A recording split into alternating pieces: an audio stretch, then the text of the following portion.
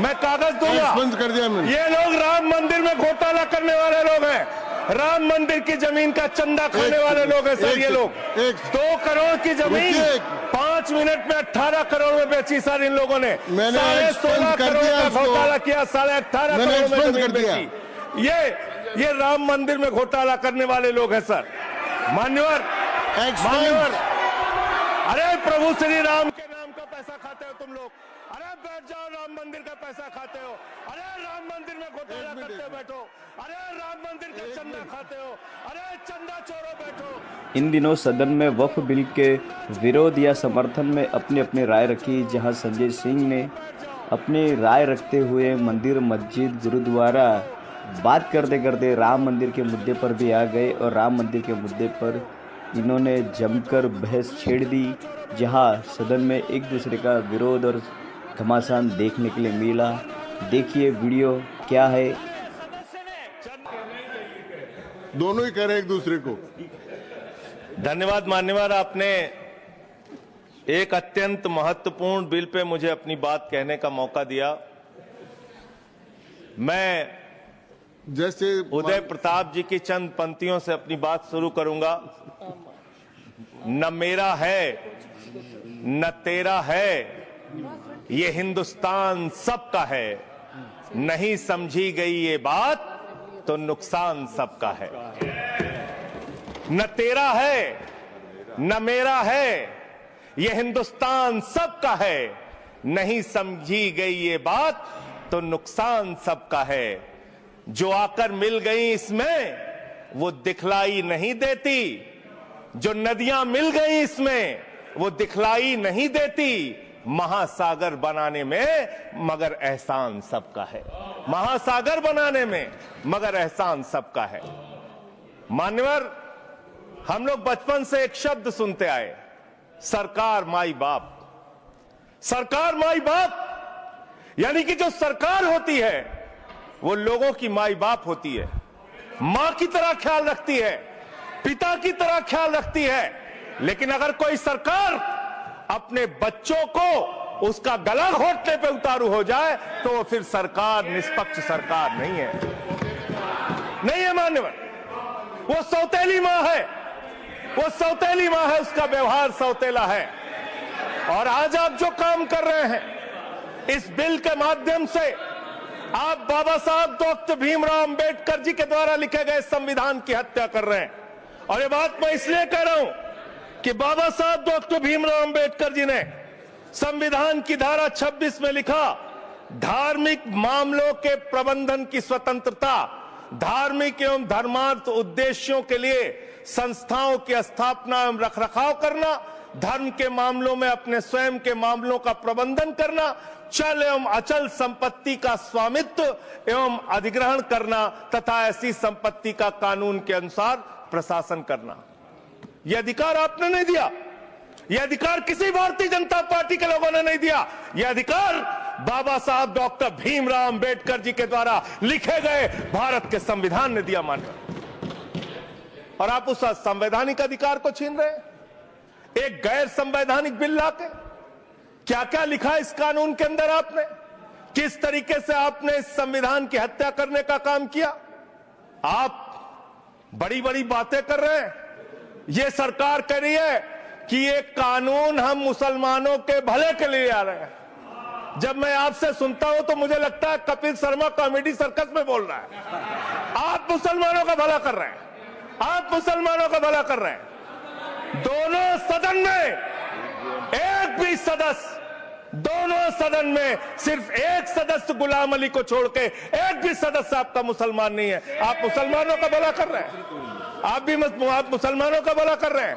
पूरी सरकार में एक मंत्री आपका मुसलमान नहीं है, आप मुसलमानों का भला कर रहे हैं। 2 नेता अपने घरों में आपने बैठा दिया, मुख्तार अब्बास नकवी, शहनवाज हुसैन, दोनों की राजनीति आपने खत्म कर दी। आप मुसलमानों का भला कर रहे हैं, आप मुसलमानों का भला कर रहे हैं, आप मुसलमानों का भला कर रहे हैं। अरे सुनना सीखो पहले। मान्यवर, मैं इनके इस कानून में क्या क्या लिखा हुआ है, क्या क्या क्या कहा है नो इन्होंने? टिल्डिंग, बैठ जाएं कृपया। गुलाम अली जी बैठ जाएं। धार्मिक संपत्तियों को ये बिल कब्जा करने की नापाक कोशिश है इतनी और शांति धार्मिक है संपत्तियों को सदन में, इतनी कब्जा शांति करने के लिए। सदन में इतनी शांति है कि आराम से आप बोलोगे तो आराम से बोल रहा हूं सर। हाँ। आप बैठे हैं तो आपको देख के वैसे ही आराम आ जाता है। आपको देख के मैं वैसे ही आराम में रहता हूं सर। आप जब है आपका संरक्षण है तो आराम से ही बोल रहा हूं। बोलिए बोलिए। मान्यवर, धार्मिक संपत्तियों को कब्जा करने की एक कोशिश है।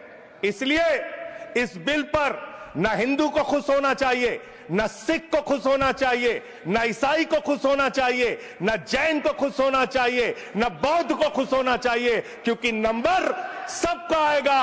और आज वक्फ की संपत्तियां कब्जा करके आप अपने दोस्तों को देंगे, कल गुरुद्वारे की संपत्तियां कब्जा करके आप अपने दोस्तों को देंगे, फिर चर्चों की संपत्तियां कब्जा करके आप अपने दोस्तों को देंगे, फिर बौद्धों की संपत्तियां कब्जा करके आप अपने दोस्तों को देंगे, फिर जैनों की संपत्तियां कब्जा करके आप अपने दोस्तों को देंगे, फिर मंदिरों की जमीनें कब्जा करके आप अपने दोस्तों को देंगे। आप तो वो लोग हैं जिन्होंने प्रभु श्री राम के मंदिर में भी घोटाला किया। मान्यवर, प्रभु श्री राम के मंदिर के जमीन में घोटाला किया। मैं कागज दूंगा सर, मैं कागज दूंगा। कर दिया मैंने। ये लोग राम मंदिर में घोटाला करने वाले लोग हैं।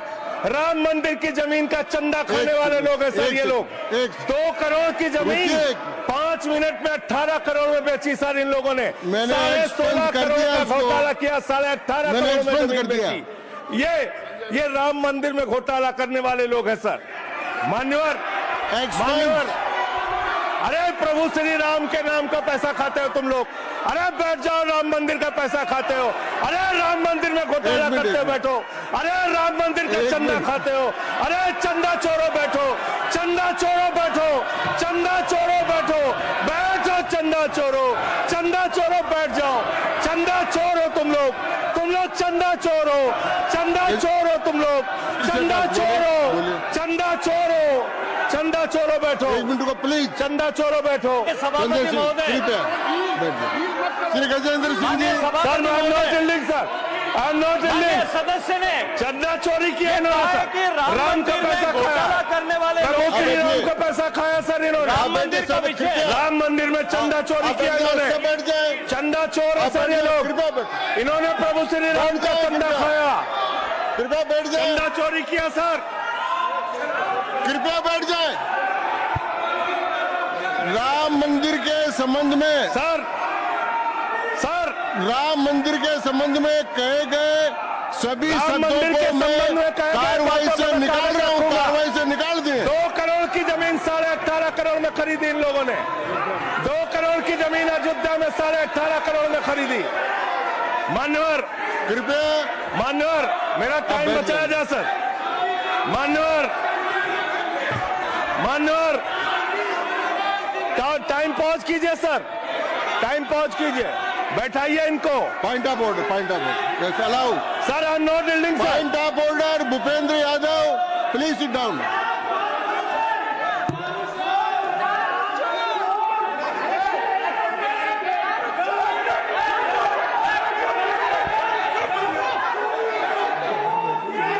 भाई पॉइंट ऑफ ऑर्डर मैंने दिया।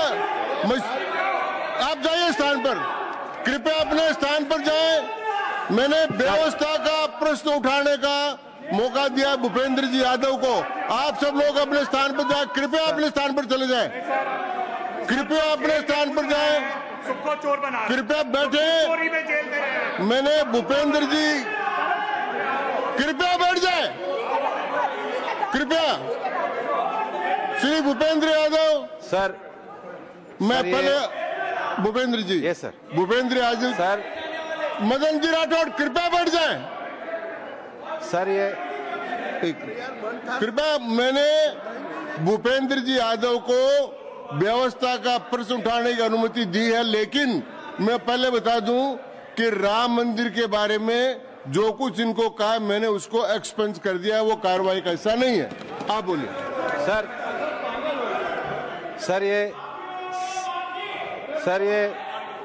सर ये सदन का उच्च सदन है। रूल में बता देता हूं, रूल 238 और 240। आप 238 और 240 238 and 240. You read it. Sir, there are 238 कौन से? सर 2 रूल्स हैं, 238, 240. मेरे को बुक की जरूरत नहीं है. हाउ टू स्पीक ये 238 है. सर 240 बड़ा इंपॉर्टेंट है जी. सर कोई भी सदस्य अगर इररिलेवेंट बोलता है अगर तो ये चेयर की पावर है कि उस सदस्य को रोक सकते हैं. जो विषय डिबेट से जुड़ा हुआ नहीं है, जो विषय सदन से जुड़ा हुआ नहीं है, इररिलेवेंट विषय को आपको रोकने का अधिकार है. जो सदस्य संजय सिंह जी बोल रहे थे वो इररिलेवेंट है. तीसरा एक और विषय सर 238 में बोलने के बाद जो असंसदीय शब्द है किसी भी पार्टी के बारे में, किसी के बारे में जो असंसदीय शब्द है वो बोले गए हैं तो उसकी भर्त्सना भी हाउस पूरी तरीके से करता है और उसको हटाता है. माननीय स्पष्ट. हाँ, Tiruchi Shiva. Sir, I also stand on the. Please, I am allowing Mr. Tiruchi Shiva. I also stand on the same rule, sir. 238 and 240. You didn't quote 238. You remember 240, but 238 you are well versed, I know, but you are not quoted. Nothing refer, only the rule number. Yes, yes. Refer to any matter of fact on which a judicial decision is pending. No. Make a personal charge against a member. No. Please. What is? Please. Kindly listen. Hello, please. I'm on a point of order. I'm on a point of order. I'm on a point of order. Point of order आपने allow किया है. What is that? Point of order आपने allow किया है. Rule 240. बैठ जाए. Sir, सुन ले एक बार. sir. मैं निर्णय मुझे करना, आप तो सुन तो ले.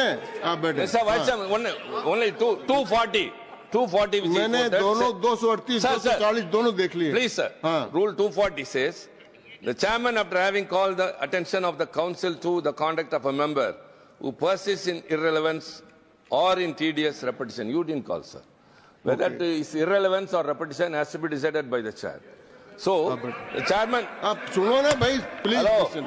please. I'm speaking to the chair. Please तो I'm speaking to the chair. इधर देखिए ना.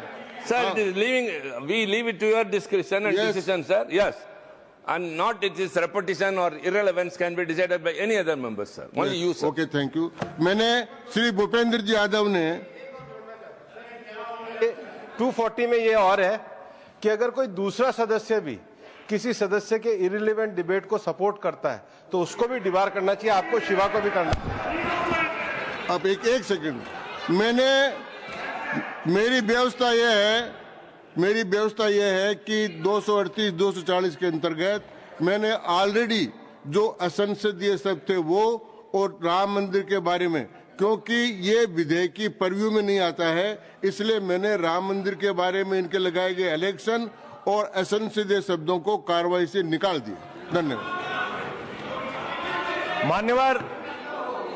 मान्यवर, आपने कहा कि इससे आप पिछड़े मुसलमानों का भला करने जा रहे हैं. सुनने में बहुत अच्छा लगता है कि आप पिछड़े मुसलमानों का भला करने जा रहे हैं. आपने इसमें कहा कि आप महिलाओं का भला करने जा रहे हैं. सुनने में बहुत अच्छा लगता है कि आप महिलाओं का भला करने जा रहे हैं. लेकिन ये सरकार और यहां पे इस समय मंत्री जी नहीं है, मैं उनसे पूछना चाहता हूं, आप देश को और सदन को गलत जानकारी क्यों दे रहे हैं? मान्यवर, 2013 के वक्फ बिल में जो भारतीय जनता पार्टी की सहमति और सहयोग से पास हुआ उसमें भी महिलाओं के लिए आरक्षण था. मना कर दीजिए कि नहीं था. मना करिए कि हम गलत बोल रहे हैं. मान्यवर, मंत्री जी ने कहा 1 करोड़ सुझाव आया. मैं आपसे पूछना चाहता हूं, कितने करोड़ ईमेल आए, कितने करोड़ पत्र आए, कितने करोड़ सुझाव आए? पूरे देश को जानकारी दीजिए. और मैं आपको दावे के साथ कह सकता हूं, जब पूरा सच सामने आएगा तो देश को पता चलेगा कितने लोग इस बिल के विरोध में थे, कितने लोग इस बिल के समर्थन में थे. मैं जेपीसी का सदस्य था मानवर. मैं कह रहा हूं आपसे लाइए. और आप पिछड़े मुसलमानों का भला करना चाहते हैं. मैं आपसे हाथ जोड़कर निवेदन करता हूं, विनती करता हूं, और हमारे जो मित्र उधर भी हैं, अगर आप मेरी बात से सहमत हैं तो समर्थन करना. समाज में छुआछूत को, बीमारी को मिटाने के लिए चलिए उठाते हैं कदम. और अगले सत्र में एक बिल लेके आइए। जितने भी हिंदुओं की कमेटियां हैं, ट्रस्ट है, बोर्ड है, उन सारे ट्रस्ट और कमेटियों में 80% आरक्षण दलित, आदिवासी और पिछड़े हिंदुओं को दीजिए। मैं समर्थन करूंगा आपका, माला पहनाऊंगा आपको। आप पिछड़ों का भला करने की बात करते हैं, आप दलितों का भला करने की बात करते हैं। आपकी मातृ संस्था आरएसएस 100 साल तक आपने एक भी दलित, पिछड़ा और आदिवासी, एक भी महिला को आज तक आरएसएस का प्रमुख नहीं बनाया। आप दलितों और पिछड़ों और आदिवासियों की आरएसएस के बारे में भला करने की बात करते कर हैं। दीजिए। माननीय, इस बिल में क्या लिखा है? आप जो भी बातें इस विधेयक के अलावा बोलेंगे उन सबको मैं एक्सप्लेन सर, ये करूंगा। क्या उसमें सत्य नहीं है? क्या ये सच नहीं है? सर, मेरा टाइम रोका जाए।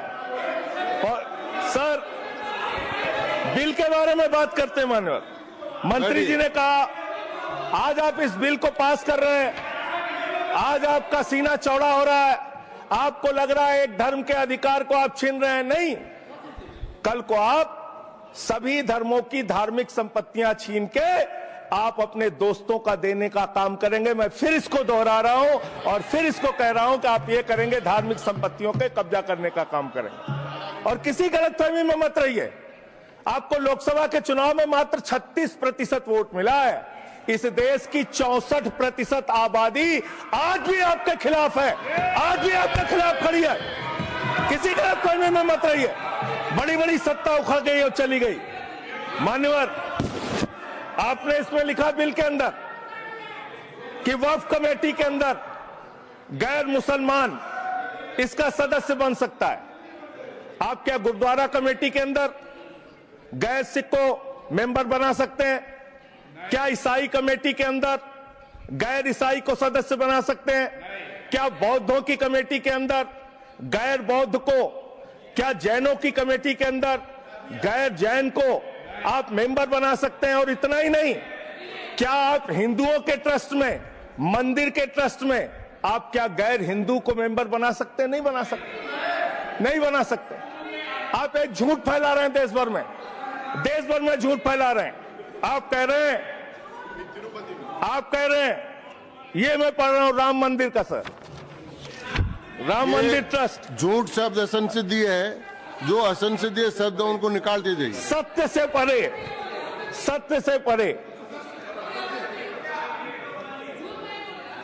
सर, ये प्रभु श्री राम के मंदिर का ट्रस्ट, मैं इसका समर्थन करता हूं। नहीं, आप सर, मैं इसका समर्थन कर रहा हूं। ये सब्जेक्ट नहीं है सर, समर्थन कर रहा हूं। सुन तो लीजिए, आप कहे से नहीं सुनूंगा। डिस्ट्रिक्ट मजिस्ट्रेट प्रोसीडिंग में नहीं आएगा। सर, मेरी बात तो बिल्कुल नहीं आएगा। सर, मेरी बात सुन लीजिए। घनश्याम जी प्लीज, चेयरमैन साहब, district magistrate of Ayodhya will be ex officio trustee who will be a practising Hindu. If the DM is not Hindu, then additional district magistrate will be an ex officio member of the trust. हम इसका समर्थन करते हैं। Sir, Hindu धर्म के trust में हिंदू को member होना चाहिए, आपने लिखा, हम इसका समर्थन करते हैं। लेकिन आप दूसरे धर्मों के ऊपर कह रहे हैं। कल को आप गुरुद्वारा कमेटियों में कहेंगे सिख नहीं, दूसरे धर्म के लोग इसमें आएंगे। कल को आप जैन कमेटियों में घुसेड़ेंगे, बौद्धों की कमेटियों में घुसेड़ेंगे। ये बात गलत है, ये पूरी तरीके से गलत है। और आज पूरे देश को आप बताइए, मान्यवर, पूरे देश को आप बताइए, 2009 में आपने अपना घोषणा पत्र जारी किया था, मैनिफेस्टो। ये मैनिफेस्टो आपका लेके आया हूं, ये तो आपका डॉक्यूमेंट है, मेरे घर नहीं बना। इस मैनिफेस्टो में लिखा है इन्होंने कि 2009 के मैनिफेस्टो में लिखा है कि वक्फ की जमीनों पर जो अवैध कब्जे हुए हैं, के.आर. रहमान की कमेटी की रिपोर्ट के हिसाब से हम मुस्लिम धर्म गुरुओं के साथ बातचीत करके उसको खाली कराने का काम करेंगे। कितना दोहरा चरित्र है आपका। आपने कहा वक्फ की जमीनों को खाली कराने का काम करेंगे जिसपे कोई और कब्जा कर रखा है। मान्यवर, एक और बात, सुप्रीम कोर्ट के अंदर आप कह रहे हो कागज चाहिए, कागज चाहिए। मंत्री जी ने कहा कागज चाहिए। मंत्री जी, आपको कागज की बहुत जरूरत होती है, कागज आपको चाहिए। आपकी सरकार ने 2020 में, ये पूरे देश को देखना चाहिए, पूरे देश को। सर, 2020 में मैं जेपीसी का मेंबर था, ये कागज वहां मिला हमें। 2020 में सुप्रीम कोर्ट में, सर आप, मेरी बात नहीं आ रही सर मेरी बात नहीं आ रही। 2020 में मान्यवर इस भारत की सरकार ने, मोदी जी की सरकार ने शपथ पत्र दिया सुप्रीम कोर्ट में। से क्या लिखा हुआ है? 99% वक्फ की संपत्तियां डिजिटाइज हो चुकी हैं। मुख्तार अब्बास नकवी साहब आपके मंत्री थे, उनका बयान है 100% वक्फ की संपत्तियां डिजिटाइज हो चुकी हैं। तो जब आप सारी संपत्तियां डिजिटाइज कर चुके हैं, सब कुछ ऑनलाइन कर चुके हैं वामसी पोर्टल में, सारे कागजात जांच चुके हैं, तो क्या आप फसाद कराने के लिए फिर से कागज मांग रहे हैं? फसाद कराने के लिए आप फसाद कराने के लिए कागज मांग रहे हैं? आप फसाद कराने वाले हिंदू हैं, हम सौहार्द फैलाने वाले हिंदू हैं। यह बुनियादी फर्क है, यह बुनियादी फर्क है आप में। आप देश भर में फसाद, नफरत, लड़ाई, झगड़ा कराने का काम करते हैं। मान्यवर, मैं अंत में आप लोगों से सिर्फ एक ही बात कहना चाहता हूं कि आज सच्चर कमेटी की रिपोर्ट की बात कही गई और कहा गया 12,000 करोड़ की आमदनी हो सकती थी। एक सुझाव मैं पूरे सदन की तरफ से इस सरकार को देना चाहता हूं। 12,000 करोड़ की आमदनी की चिंता है वक्फ की, करोड़ों मुसलमानों की चिंता है आपको। एक अपने दोस्त को पकड़ के लाइए, नीरव मोदी को 20,000 करोड़ वसूलिए, 12,000 करोड़ वक्फ को दीजिए, 8,000 करोड़ अपने पास रखिए। 8,000 करोड़ का आपको मुनाफा होगा, 12,000 करोड़ वक्फ को दे दीजिए, करोड़ों मुसलमानों का भला हो जाएगा। मान्यवर, अंतिम बात कह के आपने कहा सच्चर कमेटी की रिपोर्ट से 12,000 करोड़ की आमदनी की बात कही गई है। अर्ध सत्य मत बोलिए, पूरा सत्य बोला कीजिए। सुविधाजनक सत्य मत बोलिए, पूरा सच बोला कीजिए। मंत्री जी, इसमें लिखा हुआ है सच्चर कमेटी की रिपोर्ट में कि भारत की सरकार ने, राज्यों की सरकार ने अलग अलग राज्यों में, अलग अलग जगहों पे 365 वक्फ की संपत्तियां कब्जा कर रखी हैं। आप उसके बारे में नहीं बताते, आप अर्ध सत्य बोलते हैं। मैं तो जेपीसी का मेंबर रहा हूं, मुझे सब पता है। तो इसलिए मान्यवर, आप फैला रहे हैं झूठ। ट्रिब्यूनल के फैसले, बस खत्म सर, खत्म। असत्य, सत्य से परे मान्यवर, सत्य से परे मान्यवर। ट्रिब्यूनल के लिए आप कह रहे हैं उसको अपील नहीं की जा सकती। हाई कोर्ट का फैसला ट्रिब्यूनल के फैसले के खिलाफ आया है, सुप्रीम कोर्ट का फैसला ट्रिब्यूनल के फैसले के खिलाफ आया है। आपने कहा 5 साल का प्रैक्टिसिंग मुस्लिम होना चाहिए। कैसे प्रैक्टिसिंग मुस्लिम तय करेंगे सर? आप क्या मुसलमानों के घर में सीसीटीवी का कैमरा लगाएंगे? कौन नमाज पढ़ रहा है, कौन नमाज नहीं पढ़ रहा है, कौन मुसलमान है, कौन मुसलमान नहीं है? आपने मान्यवर ऐसे प्रावधान इसमें रखे हैं जो बड़े अजीब हैं, जो अपने आप में ये बताते हैं कि आपकी मंशा सिर्फ देश में झगड़ा कराने की है, नफरत फैलाने की है, फसाद कराने की है। आपकी मंशा कहीं भी मुसलमानों का या किसी वर्ग का भला करने की नहीं है। बस एक अंतिम बात कह के अपनी बात समाप्त करूंगा। ये काम आपने देश के अंदर बहुत अच्छा शुरू कर दिया। आप एक काम करते हैं, देखो मुसलमानों को ठीक कर रहा हूं, दूसरी तरफ महंगाई बढ़ रही है, नुकसान हिंदुओं का। 94 लाख करोड़ रुपए शेयर बाजार में डूब रहा है, नुकसान हिंदुओं का। 11 लाख बच्चे स्कूलों से बाहर निकल गए, नुकसान हिंदुओं का। तो मुसलमानों को ठीक करने के नाम पर आप नुकसान देश के करोड़ों हिंदुओं का भी कर रहे हैं। इसलिए ये सब बातें करके देश में आप नफरत फैला के ये सब झगड़े फसाद के काम मत कीजिए।